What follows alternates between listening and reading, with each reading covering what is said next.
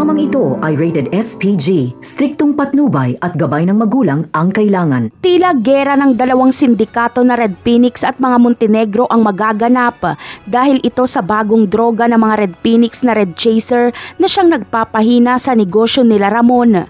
Si David ang nautusan ni Ramon na alamin at itumba ang may-ari ng bagong produktong ito. Ito ang magiging trabaho ni David bilang isang Montenegro. Si Olga ang magiging katuwang ni David dito. Busy kasi si Ramon sa panliligaw kay Marites at isa pa ay paraan na rin ito ni Ramon para matuto si David sa kanilang negosyo. Para na rin itong laban ng magkapatid dahil magiging member si Santino ng Red Phoenix. Kaya kapag tuluyan ng sumama si Santino sa operasyon nila Edwin ay madalas nilang makakaengkwentro sila David. Samantala, kapag malaman ni Olga na kasali si Santino sa Red Phoenix na siyang kakumpetensya nila sa negosyo, ay lalakad siya ng mag-isa na hindi alam ni David.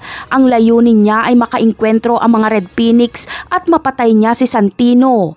Totodasin ni Olga si Santino bilang ganti niya kay Tanggol.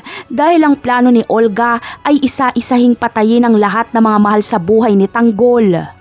Samantala, muling titibok ang puso ni Tanggol kay Madonna. Ganon din si Madonna dahil mahuhulog ang kanyang loob kay Tanggol. Pagkagaling kasi nila Tanggol sa Quiapo ay labis ang lungkot ni Tanggol dahil pinagtabuyan siya ni Marites. Mabuti na lang ay kinumport siya ni Madonna. Mararamdaman ni Tanggol ang pagmamahal ng isang babae kay Madonna.